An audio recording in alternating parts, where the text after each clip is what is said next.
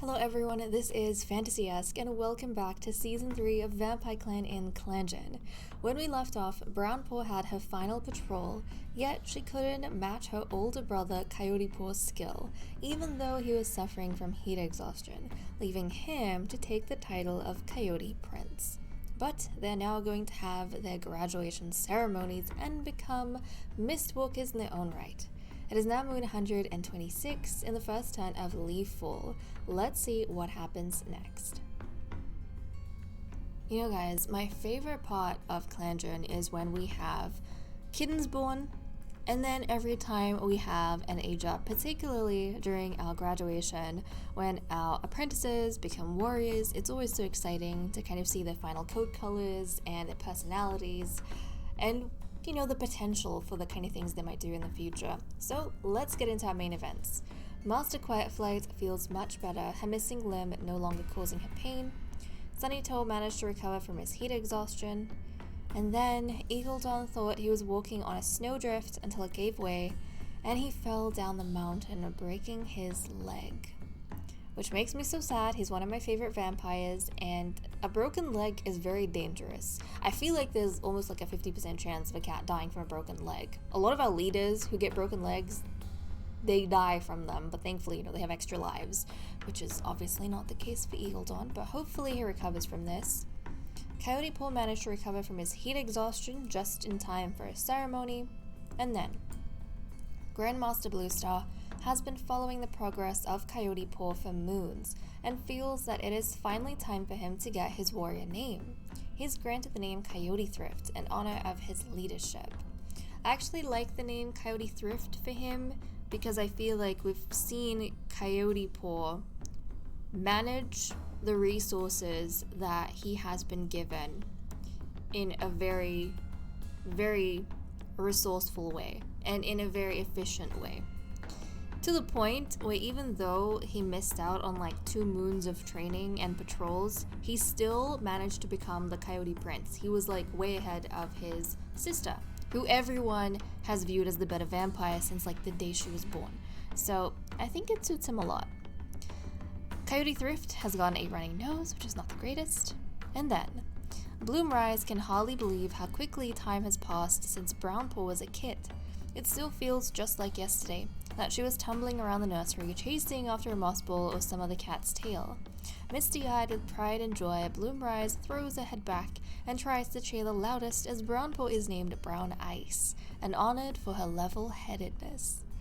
Okay, that name is also nice for her because she was very, very cold personality-wise as a fledgling, so I think that's probably where the ice comes from. Brown Ice, I like it. Can we take a look at our cats? Oh, look at our cats! Look at our newest vampires, guys. Now, I'm not sure who my favorite was when they were young. Quite possibly Coyote Thrift, but as adults, I think I prefer Brown Ice. I think Brown Ice is my favorite out of the two, now that they're older and I can see their final coats and forms. But they both look so good. They both look so chocolatey. I love that. Okay, Coyote Thrift, guys, has maintained his strict personality, but he has unnatural senses. So, he was mentored by Grandmaster Bluestar. Bluestar influenced him to be more likely to have trouble adapting and interacting with others. When he graduated, he was honored for his leadership, which kind of makes sense because, you know, he was trained by the leader herself.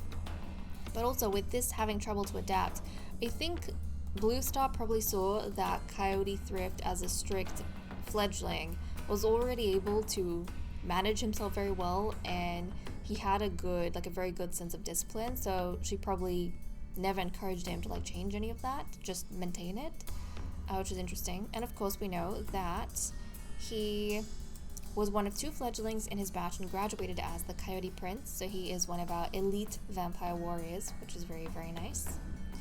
And then for his sister, she has also maintained her cold personality, so that ice makes a whole lot of sense.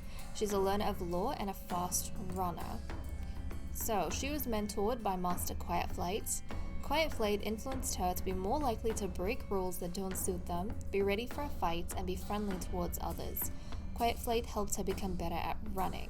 When she graduated, she was honored for her level-headedness. Now, I think I can interpret all of this as maybe Quiet Flight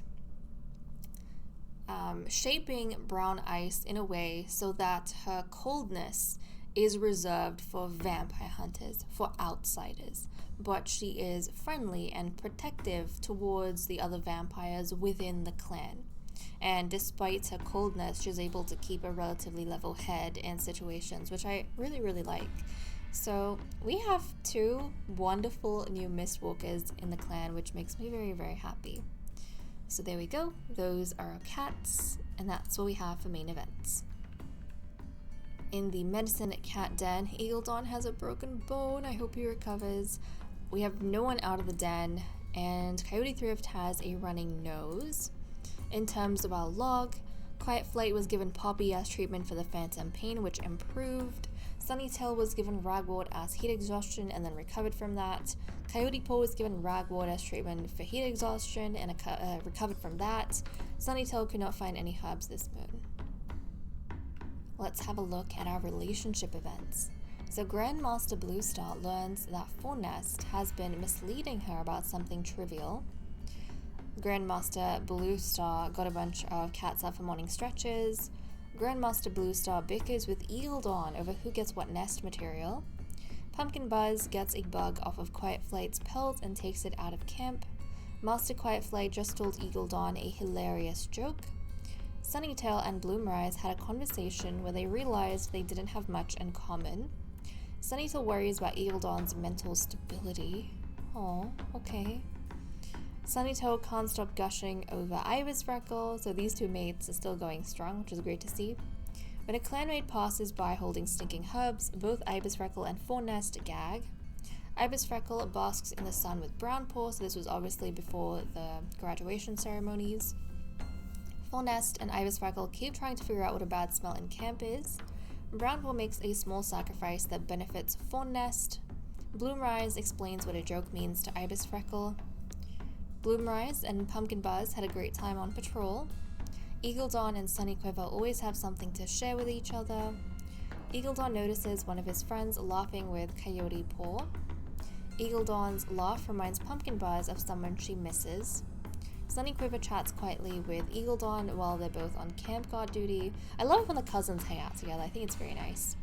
Sunnytail tells a clanmate that Coyote Thrift did a great job today. While on patrol, Brown Eye secretly pulled back a branch and made it whop Coyote Thrift in the face.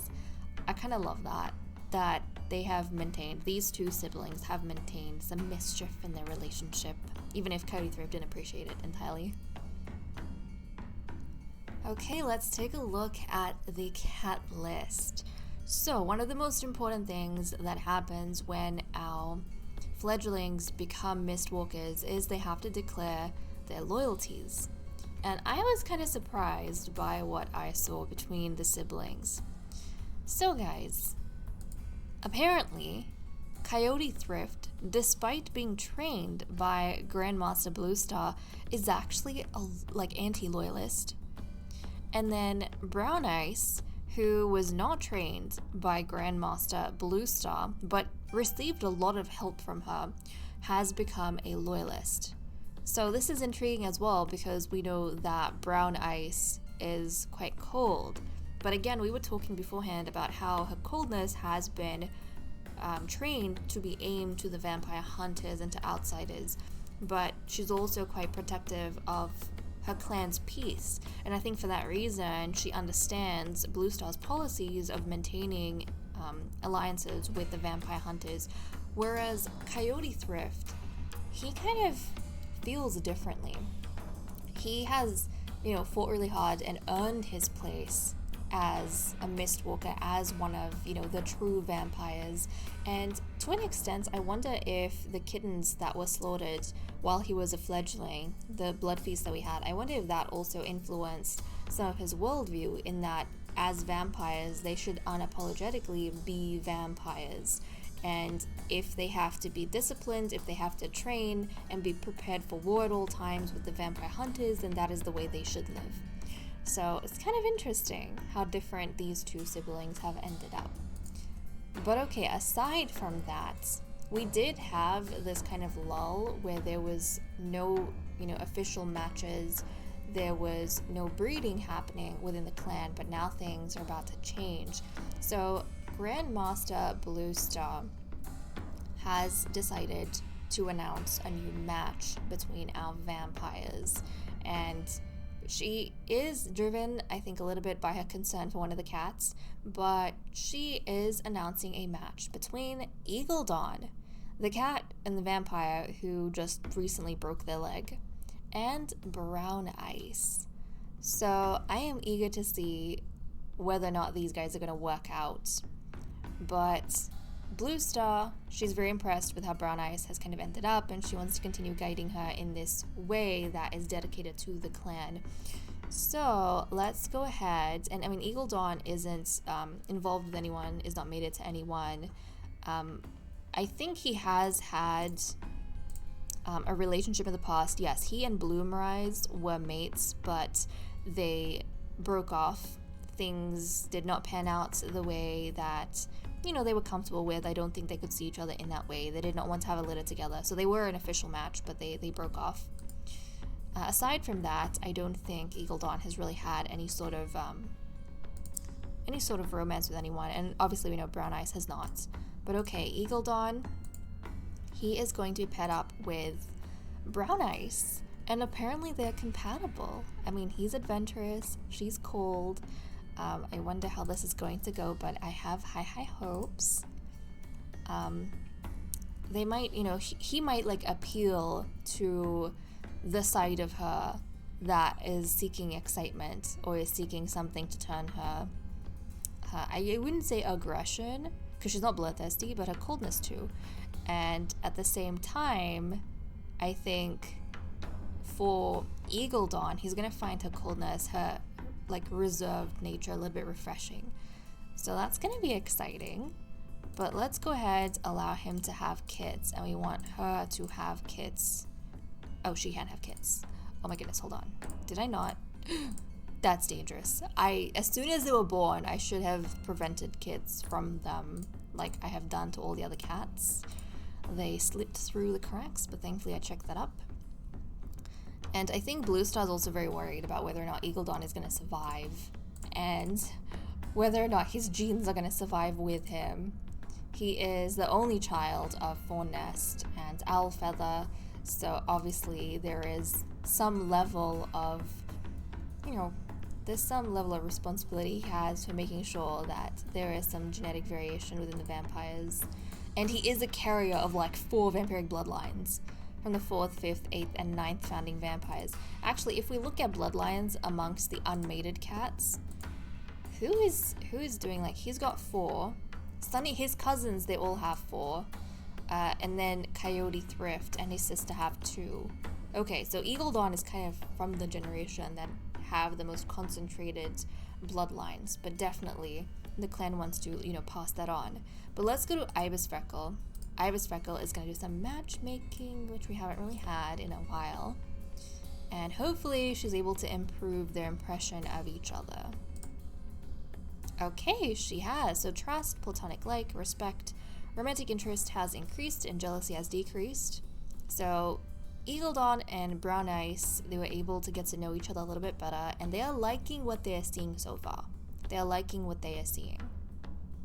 It's also kind of nice to see that, to an extent, Brown Ice does admire Eagle Dawn and feel safe around him, and does rely on him a little bit. Or at least see, how he is a reliable cat. Or a vampire, so I like that. Now we shall go and see what everyone's doing for the day. Grandmaster Bluestar is wondering what living with 2 legs must be like. Master Quiet Flight finds balancing harder now, though she's improving. Sunnytail wonders if it's too late to be demoted to go back to his role as a Whisper. Ibis Freckle, today is just not Ibis Freckle's day. Interesting. Fawn Nest wonders if he would be better as a Whisper instead, so he wants a bit of a promotion. Bloomrise envies the Master's position. Okay, we have some very politically inclined cats here with vampires. Eagle Dawn missed a catch and is still sulking over it. I assume he was maybe hunting when he found himself in the snowdrift and kind of fell. He made a bad move. Sunny Quiver is basking in the sun. Pumpkin Buzz cleans the clearing of fallen leaves. Coyote Thrift is debating on which prey to take from the fresh kill pile. And Brown Ice leaps into a pile of fallen leaves. Was someone else leaping into a pile? No. Interesting. Also, with, you get 4th, 5th, 8th, 9th. Oh, okay. That means if Eagle Dawn and Brown Ice succeed in having a litter, guys, they will have kittens with like 6 vampiric bloodlines. That is more than half of the founding bloodlines within the clan. That is wild. That would make a really solid pedigree, I think. A very solid pedigree. Hey.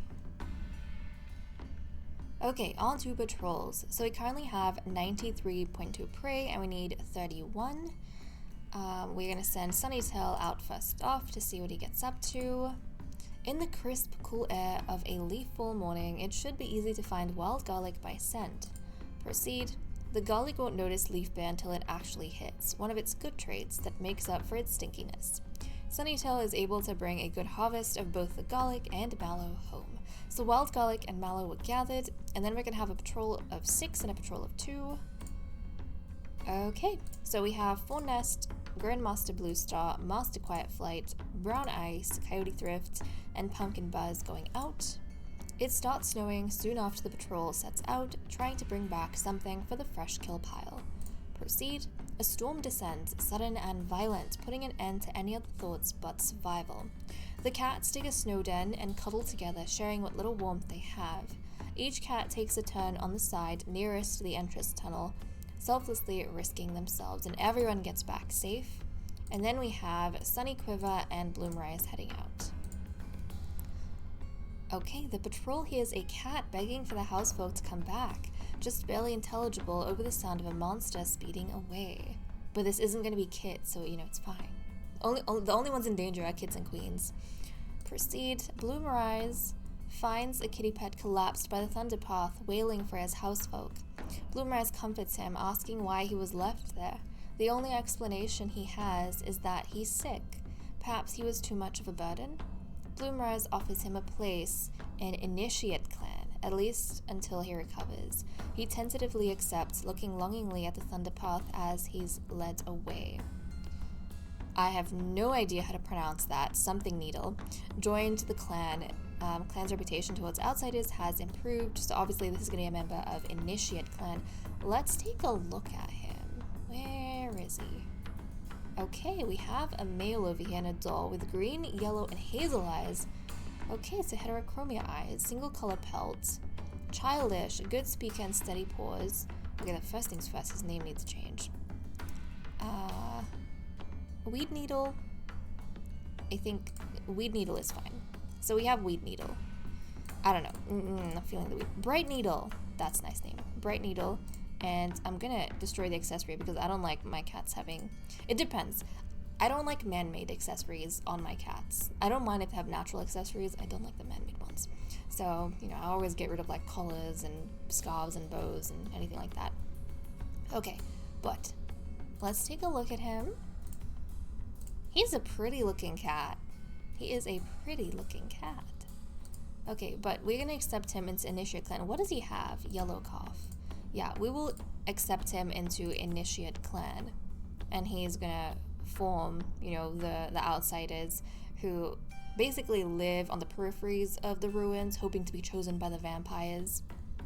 But you know what's interesting compared to a royal clan? With the Vampyre Clan, the vampires themselves are so colorful, but if we look at the initiates, they all look like rocks. Like, they're so drab. So drab. They don't have a whole lot of color to them.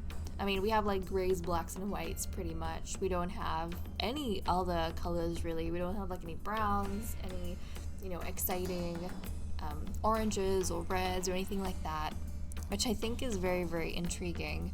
All of the colorful cats are like inside the clan. Okay, well, let's resume. Oh, wait, no, we finished our patrols. We did. We finished. I got confused for a second. Okay, so that's all we had. And that's all we have for this episode. We had our graduation ceremonies and a new match made among the vampires between Eagle Dawn and Brown Ice. While the clan is hopeful for a litter from the two of them, they're also wary of Eagle Dawn's broken leg, which could put his life in danger. But now that we don't have any youngsters in the clan, I'll be playing off camera until we have a pregnancy notice, and that's what we'll pick up when we come back. With that said and done, I'm going to leave off here. Thank you so much for watching, I hope you all enjoyed, and I will see you all next time. Bye bye.